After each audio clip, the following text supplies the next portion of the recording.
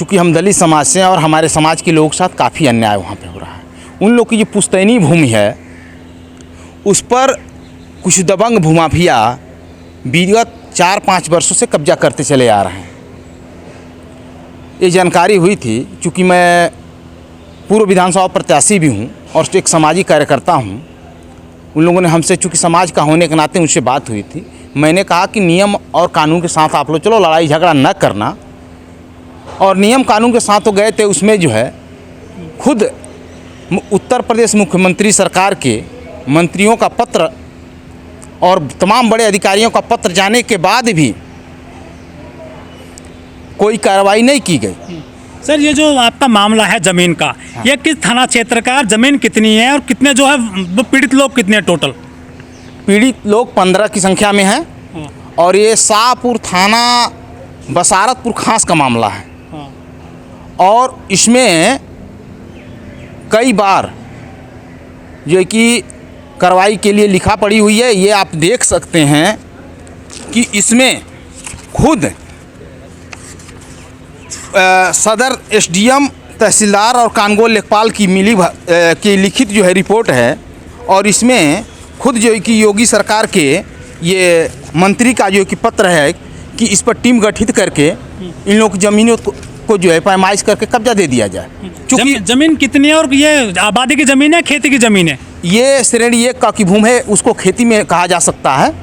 वर्तमान में शहर में बढ़ने पर वहाँ पर थोड़ी सी आबादी कायम हो गई है और वो पुश्तैनी भूमि है और 171 डिसमिल है, लगभग 1.5 एकड़ के आसपास आती है वो।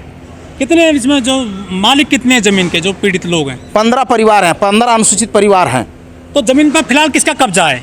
सवर्ण भूमाफियाओं का कब्जा है। और इस बात को लेकर के ये लोग तहसील एसडीएम के यहाँ जो है कि धारा 24 के अंदर जो है भी कर रखी थी। उस दौरान जो है उस पर जो है कि कब्जा किया जा रहा था, जिसके लिए इन लोगों ने तमाम प्रार्थना पत्र दिया।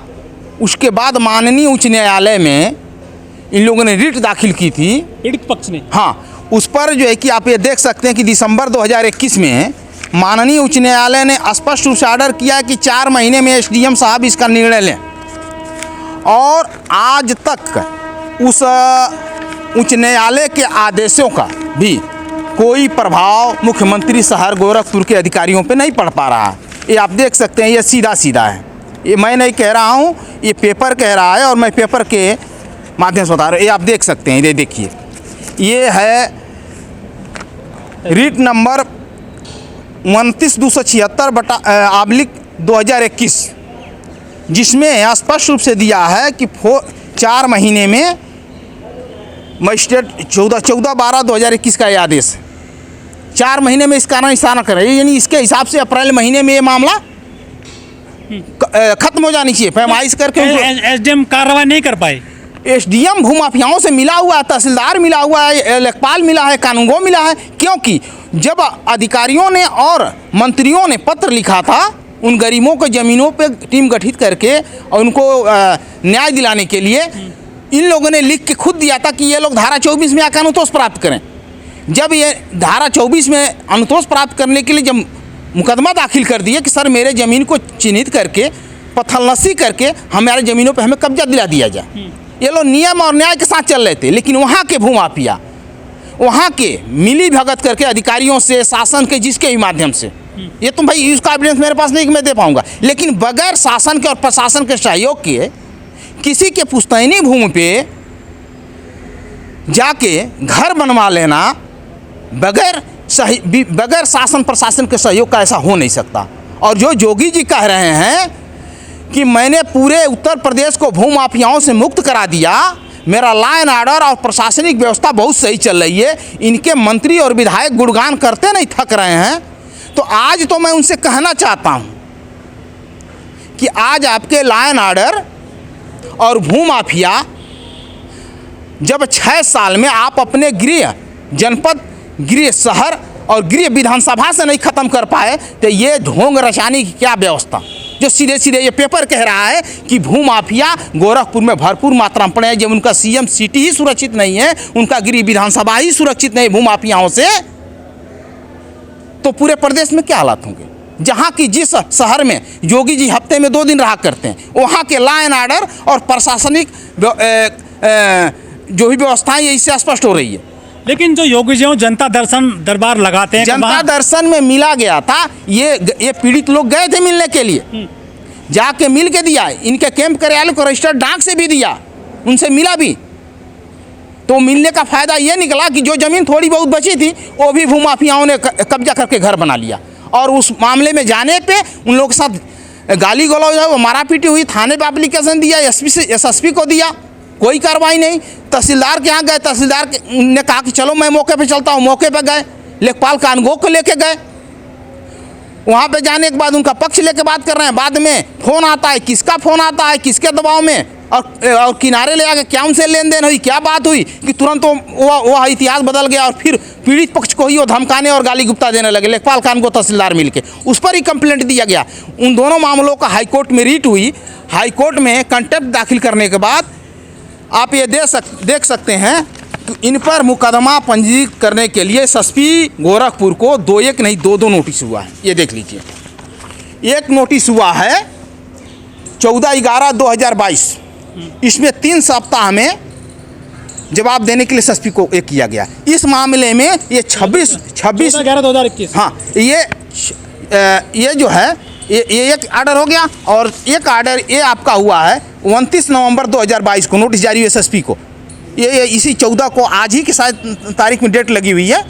इसमें अभी परसों सिर्फ मुकदमा दाखिल हुआ है, उन माफियाओं को गिरफ्तार नहीं किया गया, और वो भी पूर्ण धाराओं में नहीं है। ये हालात है सीएम सिटी गोरखपुर का। ये मैं जान रहा हूँ कि मैं मुद्दा उठा रहा हूँ, मेरे साथ भी कुछ हो सकता है, मैं ऐसा नहीं, लेकिन हमें उसका डर नहीं है। लेकिन उन पीड़ितों को न्याय कैसे मिलेगा, ये बात मेरे समझ में अभी तक नहीं आ रही है। लेकिन इलाहाबाद हाई कोर्ट के भी ऑर्डर हैं इसमें। तो इलाहाबाद भाई कोर्ट आर्डर तो करेगी ना, कंप्लाइंस तो सरकार और प्रशासन करती है। तो कोर्ट की अवमानना हो गई है। तो अवमानना के लिए भी तो कार्रवाई कंटेम्प्ट ऑफ कोर्ट जो है कि एसडीएम के ऊपर चला है, कोई फर्क नहीं एसडीएम को है। ये काफी स्पष्ट कर रही है, आप देखिए। ये पूरी जमीन डिस्प्यूटेड तो नहीं है, कुछ मामला चल रहा हो कभी इसमें पुराना? नहीं, कुछ नहीं, हमारे जमीन पर किसी प्रकार कोई ना मुकदमा है ना कुछ है। उन पीड़ितों की ज़मीनों पर कोई मुकदमा नहीं है। अगर मुकदमा होता, ये लोग खुद जो है ये मुकदमा खुद जो काश्तकार हैं, जो अनुसूचित वर्ग के लोग हैं, वो लोग खुद अपना मुकदमा वहाँ दाखिल किए एसडीएम, वो भी वो लोग खुद कहे कि आप धारा 24 में आ जाओ। जमीन पट्टे की है क्या? नहीं, पुश्तैनी ज़मीन है, संक्रमणीय भूमिदार हैं, काश्तकारी ज़मीन है वो। वहाँ जो है अब आबादी में आ गई है, वो अगल बगल बन चुके थे, और अब धीरे धीरे तो इन ज़मीनों पर भी बन गए। अब बाबा जी का ना बुलडोजर उस ज़मीन पे चल सकता, ना उसकी पैमाइश हो सकती, ये हालात हो चुकी है। लेकिन योगी जी की सरकार के तो बड़े बड़े दावे हैं कि हमने भूमाफिया जो है ख़त्म कर दिए हैं, उत्तर प्रदेश से घर गिरा देते हैं उनके। देखिए, मुझे मनगढ़ंत और झूठ बोलने की आदत नहीं है, ठीक है, पहली बात, और ना ही मैं किसी सरकार को बदनाम करना चाहता हूँ, ना किसी नेता और मंत्री को। लेकिन ये जो पेपर कह रहा है हाई कोर्ट से लेकर के एसडीएम कोर्ट से लेकर हाई कोर्ट तक, और मुख्यमंत्री कैंप कार्यालय से लेकर और थाने तक, ये सारे रिकॉर्ड इसमें भरे पड़े हैं, सारे। इससे क्या नहीं, इस मुझसे आप सवाल करें, इससे आपको क्या लाभ? आप पत्रकार हैं ना, इससे क्या हो सकता है? मैंने इन सारे मुद्दों को लेकर के कई सामाजिक संगठन थे, जैसे भीम आर्मी थी, अंबेडकर जन मोर्चा थे, हम भी बैठे थे, और भी आम आदमी पार्टी के भी कुछ नेताओं को मैंने बुलवाया था। और ये देख लीजिए आप, गोरखपुर प्रेस क्लब 22/10/2022 को हमने प्रेस कॉन्फ्रेंस किया, देख लीजिए, स्पष्ट है। लेकिन मीडिया ने एक जगह, एक लाइन भी जगह इन पीड़ित परिवारों के लिए नहीं दिया।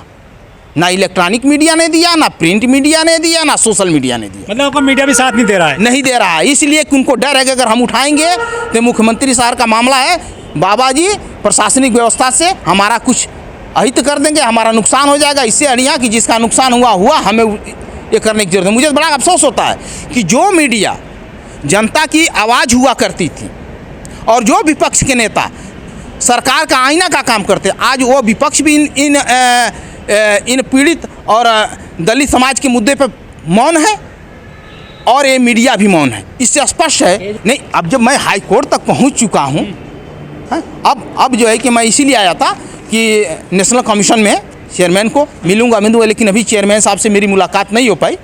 बाकी अपने समाज यूपी में भी तो है अनुसूचित आयोग है, ऐसे वहाँ भेजे थे, इसलिए मैंने भेजा था कि जब पहले बार जब इनके मंत्री और अधिकारियों को जो मैंने पत्र दिया उस पर जो आदेश पारित हुए कि आप चिन्हित करके ये कार्य कर दो, तो इन लोगों ने नहीं किया ही नहीं।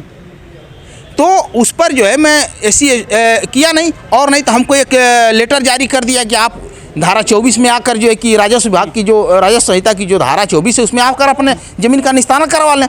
मैं धारा 24 में गया तो ये लोग जो रिपोर्ट दिए थे कि ये संक्रमणीय पुश्तैनी भूमिधर हैं उसके और ये लोग इसके मतलब मालिक हैं, जब सेकेंड रिपोर्ट आई तो उसमें ये लिख दे रहे हैं कि इस हमारे जैसे कि 12-13 नंबर को देखिए, इसमें स्पष्ट आप देख सकते हैं जिस जो पीड़ित पक्ष को इन लोगों ने ऑर्डर दिया, कॉपी दिया है, इसमें स्पष्ट है, मैं दिखा रहा हूँ, क्योंकि मैं ऑन पेपर बोलूँगा, झूठ बोल के मुझसे कोई मतलब नहीं।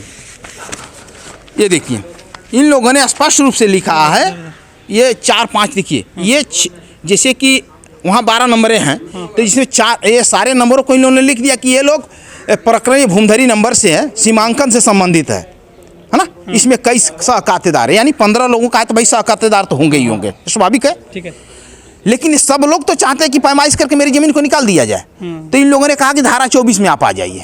तो ठीक है, अब कहाँ जाएंगे अब आप, न्याय की कहाँ उम्मीद लगा रहे हैं आप? देखिए अभी मेरा प्रयास है, मैं सामाजिक संगठन के भी सारे लोगों से मिला हूं और विपक्ष के लगभग सारे, अब जैसे कि कल सुप्रिया सुरनेर से भी मैं मिलने का प्रयास किया था, कांग्रेस के।